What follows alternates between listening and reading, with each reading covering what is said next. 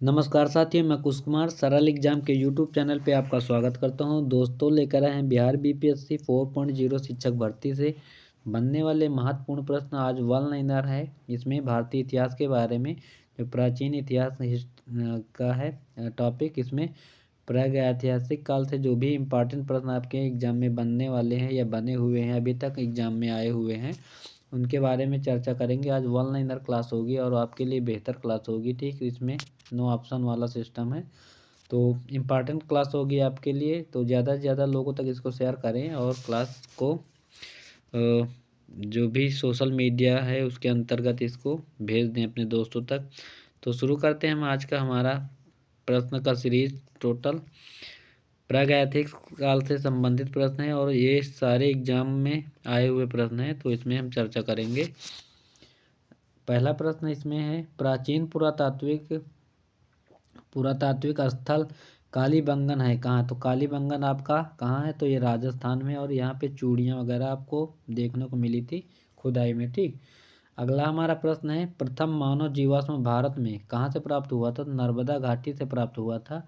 और 66वीं BPSC pre exam में पूछा गया था प्रश्न। देख लो कब पूछा गया था, 2020 के एग्जाम में ना।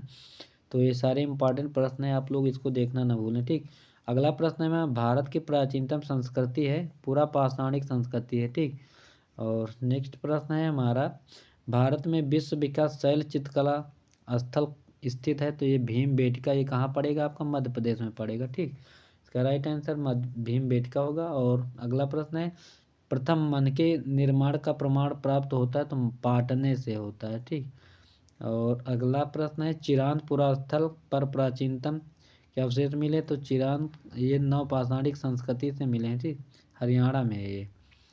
अगला प्रश्न है हमारा, जिस काल में कृषि कर्म का प्रादुर्भाव हुआ वह काल कहलाता है? नवपाषाण काल उसे कहते हैं। ठीक, और दमदमापुरा स्थल क्या है? तो ये उत्तर प्रदेश में दमदमा में क्या हुआ था, मतलब कंकाल मिले थे यहाँ पे मनुष्यों के, तो दमदमा इसीलिए प्रसिद्ध है, उत्तर प्रदेश में है। और दमदमा शायद उधर बुलंदशहर की तरफ है, हमको लगता है। और अगला प्रश्न है, भारत में पशुपालन एवं कृषि के प्राचीनतम साक्ष्य प्राप्त हुए? तो मेहरगढ़ से प्राप्त हुए थे। ठीक, बीपीएससी प्री में पूछा गया प्रश्न है। और कैलकोलिथिक युग कहा जाता है? तो ताम्रपाषाण युग को कहा जाता है। 44वीं बीपीएससी 2001 में प्रश्न पूछा गया है। अगला है हमारा सिंधु सभ्यता से, तो सिंधु घाटी सभ्यता में बात करते हैं। इस समय मोहनजोदड़ो है पाकिस्तान में। मोहनजोदड़ो अगर पूछा जाए कहाँ है, तो ये है पाकिस्तान में। इसकी खुदाई 1921 में हुई थी। दयाराम साहनी ने हड़प्पा की खोज की थी। ठीक, और रखालदार बनर्जी 1922 में खोजे थे मोहनजोदड़ो को। ठीक, और प्रश्न है अगला, हड़प्पा का उत्खनन किया गया था? तो 1921 में इसको खोदा गया था दयाराम साहनी के द्वारा। और अगला प्रश्न है, प्राक सैंधव काल पुरा स्थल के हल द्वारा जुताई के प्रमाण कहाँ मिले? तो कालीबंगन राजस्थान से मिले, घग्गर नदी के किनारे। ठीक, अगला प्रश्न है, हड़प्पी संस्कृति सैंधव संस्कृति के उपकरण निर्मित थे? तो तब लोगों को लोहे के ज्ञान नहीं था, तो तांबा और कांसा का उपयोग करते थे ये लोग। और अगला है हमारा प्रश्न, आईआईटी खड़गपुर के अध्ययन दल की रिपोर्ट के अनुसार खालिस्तान वर्षों तक न के बराबर वर्षा का होना सिंधु घाटी सभ्यता के पतन का कारण रहा था 900 वर्ष का। ठीक, वर्षों तक। और सिंधु घाटी सभ्यता की सबसे महत्वपूर्ण विशेषता क्या है? तो नगर नियोजन थी। ये ग्रिड पद्धति पे बने हुए थे इसमें, और त्रिभुजाकार होते थे। ठीक, और सिंधु घाटी सभ्यता की प्रकृति थी, तो ये नगरीय थी। पूछा जाता है प्रश्न कई बार, बिहार एपीओ में पूछा गया है। और वह हड़प्पा कालीन स्थल जहाँ से हल का टेराकोटा प्राप्त हुआ है? तो बनावली है, ये हरियाणा में है। ठीक, अगला प्रश्न है, हड़प्पा और मोहनजोदड़ो के उत्खनन से संबंधित है? तो आर.डी. बनर्जी, दयाराम साहनी, के.एन. दीक्षित तथा एम.एस. वस, ये सब लोग खुदाई में थे। अलग अलग समय में इन्होंने खुदाई की थी। और हड़प्पा का बंदरगाह कहाँ? तो लोथल है। लोथल वर्तमान में है कहाँ? तो ये गुजरात में मिलेगा आपका लोथल। ठीक, और सिंधु सभ्यता से संबंधित पुरातात्विक स्थल लोथल, लोथल भोगवा नदी के किनारे। इसको भी याद रखना क्योंकि प्रश्न इसमें से बनते हैं बहुत सारे। और नेक्स्ट प्रश्न है, हड़प्पा में एक उन्नत जल प्रबंधन प्रणाली का पता चलता है? तो धौलावीरा से पता चलता है। इसका राइट आंसर धौलावीरा है। और हड़प्पा में मिट्टी के बर्तनों पर सामान्यतः उपयोग होता था तो लाल रंग, लाल आप सुने होंगे लाल रंग मृदभांड यही होता है। ठीक। और सिंधु सभ्यता युग के अंतर्गत आती तो आद्य ऐतिहासिक युग के अंतर्गत सिंधु सभ्यता को गिना जाता है। ठीक। नेक्स्ट है हमारा प्रश्न, हड़प्पनों का व्यापारिक संबंध था तो मेसोपोटामिया के साथ था। ठीक। और सिंधु घाटी के लोग थे तो शाकाहारी और मांसाहारी दोनों थे, जैसे वर्तमान में बीपीएससी सांख्यिकी में प्रश्न पूछा गया है। और चन्होदड़ो हड़प्पा संस्कृति से संबंधित एक स्थल है जो स्थित है, ये सिंध में स्थित है। ठीक। सिंध पाकिस्तान में है वर्तमान में। आगे प्रश्न है वैदिक सभ्यता से, तो वैदिक सभ्यता में प्रश्न जो भी इंपॉर्टेंट है इसमें दिए हुए हैं। वेदों में प्राचीनतम है तो सबसे प्राचीन वेद ऋग्वेद माना गया है। और पूरा पुरुषार्थ है तो पुरुषार्थ 4 होते हैं। और गायत्री मंत्र पुस्तक में मिलता है तो ऋग्वेद में मुंडकोपनिषद से मिलता है ये गायत्री मंत्र, और विश्वामित्र इसके रचयिता हैं। यज्ञ है तो 7 प्रकार के पुरोहितों का वर्णन मिलता है तो ऋग्वेद में मिलता है। और वेदों की संख्या कितनी, तो 4 है, ऋग्वेद, अथर्ववेद, सामवेद और यजुर्वेद। आगे बात करें त्रयी का अभिप्राय है तो 3 वेद हैं जो अथर्ववेद, ऋग्वेद और यजुर्वेद, सॉरी अथर्ववेद नहीं आता है, ऋग्वेद और यजुर्वेद, सामवेद, ये 3 त्रयी के अंतर्गत आता है। तो और अथर्ववेद इसमें नहीं आता है। प्रसिद्ध 10 राजाओं का युद्ध लड़ा गया था तो परफनी नदी के किनारे लड़ा गया था, इसमें सुदास की जीत हुई थी। सुदास नाम का जो था राजा, उसने सभी 10 राजाओं को हराया था। ठीक। अगला प्रश्न है हमारा, ऋग्वेद संहिता का 9वां मंडल पूर्णतः समर्पित है तो इसके जो मंडल है 10 मंडल हैं, 1028 सूक्त हैं ऋग्वेद में। तो इन मंडलों से संबंधित प्रश्न पूछे जाते हैं किस मंडल में किसका उल्लेख हुआ है। तो जो 9वां मंडल है इसमें सोम और स्पेपर नामक देवता का वर्णन इसमें मिलेगा। और बोगज कोई का महत्व इसलिए है क्योंकि वहाँ जो अभिलेख प्राप्त हुए हैं उनमें वैदिक देवी एवं देवताओं का वर्णन मिलता है, तो इसके लिए प्रसिद्ध है कि देवी देवताओं के वर्णन वाली मूर्ति कहाँ से मिली थी, तो बोगज कोई से मिली थी। ठीक। और अछूत की अवधारणा स्पष्ट रूप से उद्धत है तो धर्मशास्त्रों के समय में इसका वो हुआ है। और अगला प्रश्न है, एक वेद जो धार्मिक अनुष्ठान से संबंधित है तो यजुर्वेद है, इसमें यज्ञ पूजा होती है तो इससे संबंधित है।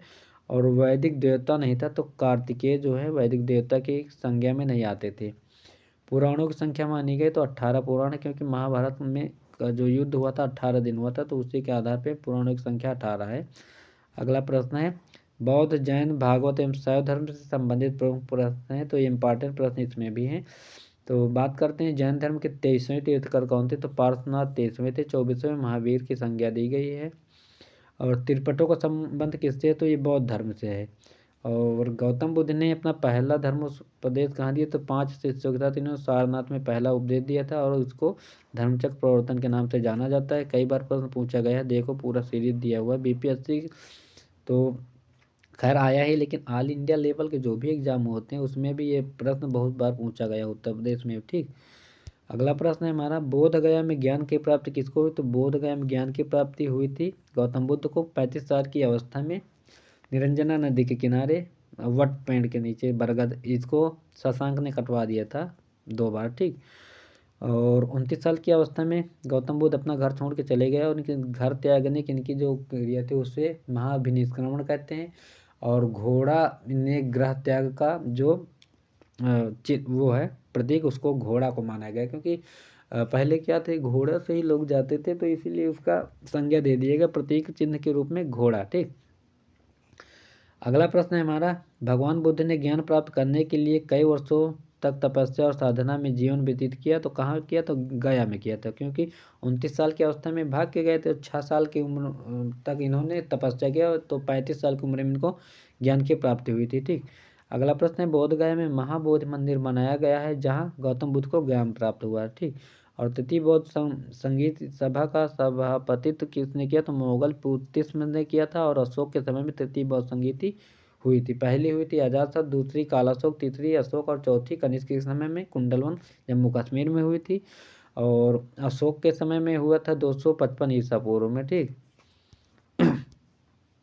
अगला प्रश्न है, तृतीय बौद्ध संगीत हुई थी कहाँ, तो पाटलिपुत्र में, जिसको अशोक ने संचालित किया था। तो तृतीय बौद्ध संगीत इसी के समय में हुई थी। कई बार प्रश्न पूछा हुआ है तो इम्पॉर्टेंट प्रश्न है, इसको देख लेना। और नेक्स्ट प्रश्न है, प्रथम बौद्ध महासभा आयोजित हुई थी राजगृह में, तो राजगृह में किया किसने था, तो महाकश्यप ने किया था, और तब राजा था अजातशत्रु। ठीक। और वह शासक जिसने चतुर्थ बौद्ध संगीत कश्मीर में आयोजित की, तो मैंने अभी बताया था कनिष्क था, कुषाणों से संबंधित था। कनिष्क महान शासक, सिल्क रोड का निर्माण कनिष्क ने ही करवाया था। और चौथी बौद्ध संगीत बुलाई गई थी, तो कनिष्क के द्वारा बुलाई गई थी। अगला प्रश्न है हमारा, भगवान बुद्ध के महापरिनिर्वाण के बाद पहली बौद्ध संगीति हुई, तो राजगृह राजगीर में हुई थी। और इसका जो संचालन किया था अजातशत्रु ने किया था। और प्रथम बौद्ध परिषद को बुलाया था अजातशत्रु के द्वारा। चतुर्थ बौद्ध संगीत काउंसिलिंग का आयोजन किया था, तो कनिष्क के शासनकाल में हुई। और महात्मा बुद्ध ने महापरिनिर्वाण यानी उनकी मृत्यु कहाँ हुई, तो कुशीनगर या कुशीनारा में। ठीक। उत्तर प्रदेश में पड़रौना इसके जुड़ा हुआ है, और यहीं से गंडक नदी भी प्रवाहित होती बगल से। अगला है, भारतीय दर्शन ने परमाणु सिद्धांत का प्रतिपादन वैशेषिक में मिलता है। कणाद इसके संपादक थे। ठीक। कणाद याद रखना। त्रिरत्न या तीन रत्न जैसे सटीक ज्ञान, सच्ची आस्था और सटीक क्रिया संबंधित है, जैन धर्म से संबंधित है ये। और अगला प्रश्न है, पाटलिपुत्र में बुलाई गई प्रथम जैन संगीत के अध्यक्ष कौन थे, स्थूलभद्र थे। इसको भी याद रखना। ठीक। और महात्मा बुद्ध की माता का नाम था महामाया, इनकी माता का नाम था। और बुद्ध का जन्म कहाँ हुआ था, तो बुद्ध का जन्म लुम्बिनी में हुआ था। ठीक। वर्तमान में नेपाल की तरफ है। और भरहुत एवं अमरावती सुप्रसिद्ध केंद्र है, तो ये बौद्ध धर्म से संबंधित है। और वे शिक्षक जिनसे बुद्ध ने महान विनिष्क्रमण यानी गृह त्याग के बाद सबसे पहले ज्ञान प्राप्त किया, तो वो अलार कलाम व रुद्रक रामपुत्र, ये दोनों इनके गुरु थे। पूछे गए प्रश्न हैं कई बार। और बौद्ध संघ की प्रथम महिला अनुयायी कौन थी, तो प्रजापति गौतमी थी। पहले इसी ने ही बौद्ध धर्म स्वीकार किया था, तो ये भी इम्पोर्टेंट प्रश्न है। और बुद्ध की ईश्वर की अवधारणा के विषय में सत्य कथन है, तो ईश्वर की अस्तित्व तो नहीं है, ईश्वर का अस्तित्व तो नहीं इन्होंने माना है। और जैन धर्म के प्रवर्तक महावीर जी का मोक्ष स्थान है, यानी पावापुरी में इनकी मृत्यु हुई थी महावीर स्वामी की। और अगला प्रश्न है, वह स्थान जहाँ महावीर ने पूर्ण आध्यात्मिक ज्ञान व कैवल्य, महावीर को कैवल्य कहते हैं, और तो कहाँ प्राप्त हुआ था, जृंभिक ग्राम में हुआ था। ठीक। ऋजुपालिका नदी के किनारे इनको ज्ञान प्राप्त हुआ था। अगला प्रश्न है, महावीर का जन्म स्थान तो कुंडग्राम में हुआ था, कुंडलवन भी कहते हैं इसको। और त्रिपिटक धार्मिक पुस्तक हैं, तो बौद्ध धर्म से त्रिपिटक प्रसिद्ध हैं, इनको बौद्ध धर्म के ग्रंथ माना जाता है। ठीक। आगे है, त्रिपिटक लिखी गई है, तो त्रिपिटक किस भाषा में लिखा गया, क्योंकि बुद्ध की जो भाषा थी वो पाली थी, इसलिए पाली भाषा में इसका लिखावट हुआ है। अगला प्रश्न है, भागवत संप्रदाय के विकास में अत्यधिक योगदान था, तो गुप्त का योगदान था इसमें। और आजीवक संप्रदाय के संस्थापक कौन थे, तो मक्खली गोसाल हैं। प्रश्न इंपॉर्टेंट है, पूछे भी गए हैं कई बार। और बराबर की गुफाओं का उपयोग आश्रम गृह के रूप में किया गया, तो आजीविकों ने किया था। और सबसे पूर्वकालिक जैन ग्रंथ कहलाता है 14 पूर्व। ठीक। जैन कल्पसूत्र को किसने लिखा, तो भद्रबाहु ने लिखा है। और प्रथम तीर्थकर कौन थे, तो ऋषभदेव थे ये। और अगला प्रश्न है, वह बात जो बुद्ध धर्म तथा जैन धर्म में समान नहीं है, तो आत्मदमन की समानता इसमें नहीं है। आगे बात करें 16 महाजनपद, तो 16 महाजनपद के बारे में बात करें, तो कौशल एवं मगध के मध्य संघर्ष का प्रारंभ हुआ था अजातशत्रु के समय में 355 ईसा पूर्व में। ठीक। हुआ 384। और मगध शासक बिंबिसार का चिकित्सक कौन था, तो जीवक था इसका चिकित्सक। और अगला प्रश्न है, पाटलिपुत्र किसकी राजधानी थी, पाटलिपुत्र जो थी मगध की राजधानी थी। 6ठी शताब्दी ईसा पूर्व बिंबिसार राज करता था, तो कहाँ राज करता था, तो मगध था। सबसे मजबूत शासक यही था, और सबसे बेहतरीन इसकी शासन व्यवस्था थी मगध में। और वह शासक जिसने सुंदर नगर पाटलिपुत्र की स्थापना की, तो उदयन ने इसकी स्थापना किया था। ठीक। अवंती की राजधानी क्या थी, तो अवंती की राजधानी आपका उज्जैन था। और क्षिप्रा नदी के किनारे यहीं पे महाकालेश्वर मंदिर भी है। ठीक। और कुंभ मेला लगता है उज्जैन में इसी के किनारे। अवंती का राजा कौन था, तो चंद्रप्रद्योत था अवंती का राजा। और नेक्स्ट प्रश्न है हमारा, 6ठी शताब्दी ईसा पूर्व में एक गणतंत्र था, तो मल्ल एक गणतंत्र था। ठीक। अगला प्रश्न है, मगध की प्रारंभिक राजधानी क्या थी, तो राजगृह या गिरिव्रज थी प्रारंभिक राजधानी। और अजातशत्रु के वंश का नाम था, हर्यक वंश का था अजातशत्रु। ठीक। कुणिक की उपाधि भी अजातशत्रु की, और पितृहंता भी इसको कहा जाता था, क्योंकि इसने अपने पिता की हत्या करके शासन शुरू किया था। अगला प्रश्न है हमारा, विश्व का पहला गणतंत्र वैशाली में स्थापित किया गया तो लिच्छवियों को द्वारा किया गया था। ठीक। और नेक्स्ट प्रश्न है, ईसा पूर्व 6वीं सदी में विश्व की प्रथम गणतंत्रात्मक व्यवस्था थी वैशाली में। और 16 महाजनपदों की सूची उपलब्ध है अगंतुर निकाय में। प्रथम मगध साम्राज्य का उत्कर्ष शताब्दी में हुआ था तो ईसा पूर्व 6वीं शताब्दी में। और अंग जनपद की राजधानी क्या थी तो चंपा थी। वत्स राज्य का स्थित था, इलाहाबाद के आसपास का क्षेत्र है। और प्राचीन भारत में द्वितीय नगरीकरण के से संबंधित क्षेत्र था, गांगेय मैदान था। ठीक। तो बस आज के लिए बस इतना ही। कल हम बात करेंगे मौर्य एवं मौर्योत्तर काल के संबंधित जो भी प्रश्न है और उससे संबंधित और भी जो प्रश्न है। सारे प्रश्न इंपॉर्टेंट वन लाइनर है, तो ये बेहतरीन क्लास आपके लिए होगी। इसमें ज़्यादा आपका समय नहीं लगेगा, लेकिन अच्छे खासे आपके प्रश्न तैयार हो जाएंगे इससे। ठीक। तो आज के लिए बस इतना ही। Thanks for watching this video, thank you. और नए साल की हार्दिक शुभकामनाएं सभी मेरे दोस्तों को जो भी इस क्लास से जुड़े हुए हैं और जो भी नए जुड़ रहे हैं। ठीक।